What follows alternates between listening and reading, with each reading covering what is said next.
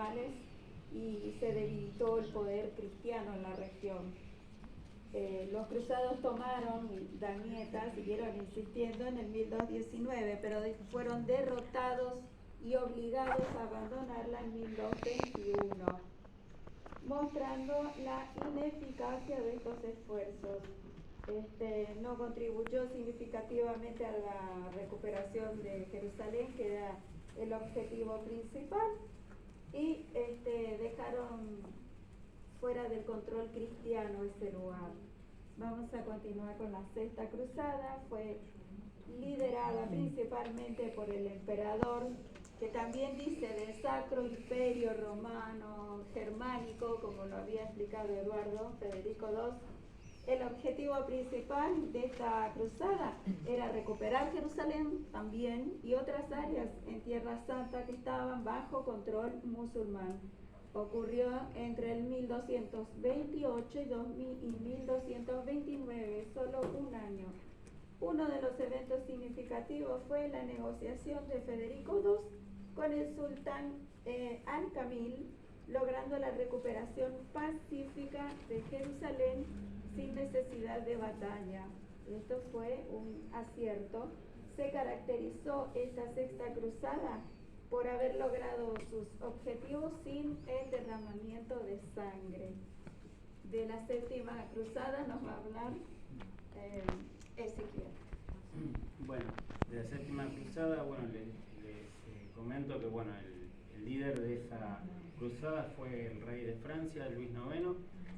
Bueno, lo que él así en forma anecdótica, una de las características que él tuvo, bueno, fue que bueno, tuvo una enfermedad y le hizo una promesa a Dios que si él salía de esa situación, bueno, iba a realizar esa cruzada. Bueno, sale de esa enfermedad y bueno, y planea durante 3 años lo que sería la Séptima Cruzada. Entonces sería que salió de Francia y el objetivo es llegar a Limassol, que era una zona del sur de la isla de Chipre, y de ahí iba a atacar Damieta, que es una ciudad portuaria de Egipto.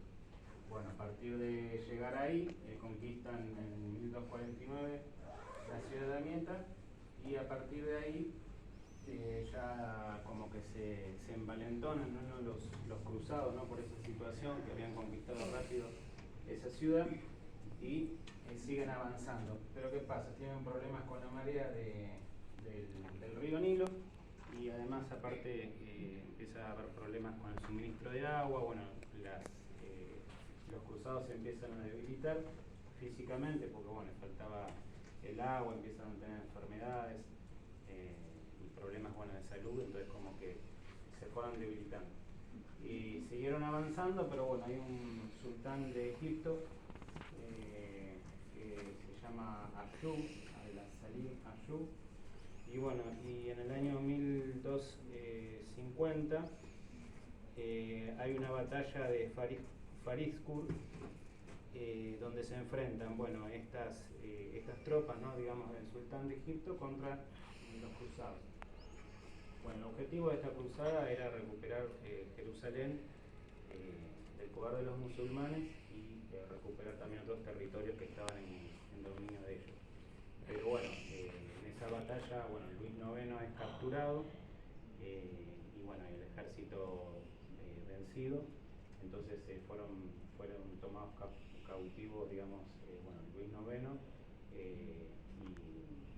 y parte de la tropa. ¿Y qué pasa? Que para negociar el tema de la liberación del rey Luis, lo que hacen es, bueno, tener que renunciar a la ciudad que habían conquistado antes, que era Damieta. A partir de ese momento, bueno, es como que ahí marca un momento clave de lo que sería esta cruzada, porque al verse vencidos ya no pudieron avanzar, se tuvieron que volver. Así que en 1254 ya se vuelven vencidos, el rey salva su vida, pero bueno, vuelven a Francia, digamos, sin haber podido alcanzar Jerusalén, no la pudieron conquistar nuevamente por los cristianos. En estas cruzadas colaboraron unos caballeros llamados los Templarios, y de ellos nos va a hablar Susana. Cuando nosotros vemos estas imágenes, no, mi amor, gracias. Nosotros nos recordamos muy bien de D'Artagnan, ¿no? Y los tres mosqueteros sería en la parte, digamos, así un poco cultural de lo que uno tiene en la parte, digamos, fantasiosa, ¿no? Muy bien. ¿Quiénes eran los templarios? Eran una orden militar y religiosa, fundada durante la Edad Media, conocida por su valentía y disciplina. Su principal misión era proteger a los peregrinos que viajaban a Tierra Santa durante las cruzadas, que antes se estuvo hablando. La orden se distinguía por su obediencia, castidad y pobreza. Ellos se dedicaron a la administración. Acá comienza mucho la parte que tiene que ver, digamos, lo bancario, las finanzas. Administraban propiedades, administraban vastas propiedades y fortificaciones por toda Europa, gestionando bienes y recursos con gran eficacia. Pioneros en las finanzas. ¿Vieron cuando uno dice, bueno, ¿dónde comienza esto? Acá tiene su origen. Fueron pioneros en la banca, finanzas medievales, creando sistemas avanzados para aquella época que influenciaron en la economía a través de los siglos. Los templarios, la orden de los pobres, eran 9 caballeros, de los pobres y los caballeros de Cristo, así se denominaban, y del Templo de Salomón. Orden militar y religiosa católica medieval que actuaron entre los años 1118 a 1312. Su objetivo principal era proteger a los peregrinos cristianos que viajaban a Tierra Santa, los acompañaban, especialmente a Jerusalén, tras la primera cruzada. Aspectos claves de esta orden, fundada por 9 caballeros, liderado por alguien que ustedes lo habrán escuchado nombrar alguna vez, Hugo de Payns. Su cuartel general estaba sobre el monte del Templo de Jerusalén. De allí partían, residían como un lugar estratégico.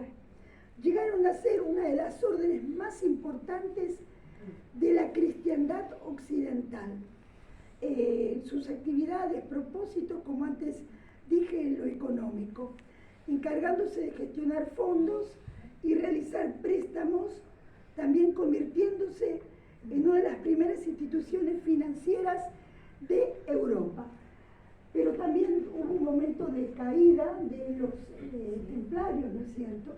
La orden de los Temples fue declarada herética y prohibida por el Papa Clemente V, ¿no? La actitud de este hombre. Y en el año 1312, bajo la presión del rey Felipe IV de Francia, la orden fue suprimida y sus bienes fueron confiscados, lo que marcó el fin de su influencia en la sociedad europea. Interesante. Vamos a hablar de una cruzada llamada la Cruzada de los Niños, que no tuvo un número, un orden de cruzada, pero ocurrió después de la Cuarta Cruzada en el año 1212. Fue un trágico movimiento religioso donde niños europeos intentaron recuperar Jerusalén, impulsados por la fe y la manipulación de algunos adultos. No fue muy apoyado por la Iglesia y no le dio autorización el Papa de ese entonces, que era Inocencio III. Un joven llamado Esteban de Cloyes afirmó haber recibido un mandato de Jesús de ir y recuperar, de hacer esa cruzada y recuperar Jerusalén. Se reunieron entre 20.000 y 30.000 niños. Se les unen y marchan hacia Niza, en el sur de Francia. En su camino pasan por ciudades y pueblos arrasando con alimentos. Pero como no eran acompañados, no eran apoyados, entonces no les duró mucho tiempo. Más de la mitad de los niños desertan y otros mueren de hambre. Finalmente llegan a Niza menos de 2.000 niños y 200 adultos. Entonces decidieron que iban a cruzar el mar al estilo Moisés. Entonces durante 2 semanas rezaban, dice, desde la mañana hasta la noche para ver si se les abría el mar, cosa que no ocurrió. Y así 2 mercaderes le ofrecen 7 barcos para cruzar el mar hasta la Tierra Santa, de los cuales en Cerdeña se hunden 2 barcos. Los otros 5 llegaron a Alejandría, en Egipto, donde los 2.000 niños son vendidos como esclavos por estos mercaderes. Exactamente. Que les habían prestado los barcos. Ese es el fin de la cruzada, que no dice exactamente cuánto tiempo fue, se cree que fueron unos pocos meses. Según algunos historiadores, dicen que estos niños no eran niños, sino más bien entre adolescentes y adultos.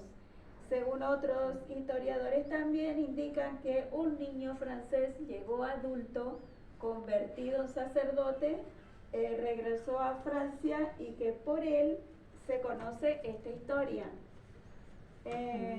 También quería, para concluir, decir que el concepto de guerra santa sigue siendo relevante en el discurso contemporáneo, asociado con el extremismo religioso y hasta el terrorismo. Es más, la palabra de Dios dice que algunos matarán creyendo que lo hacen por Dios. Eso fue lo que teníamos para compartir.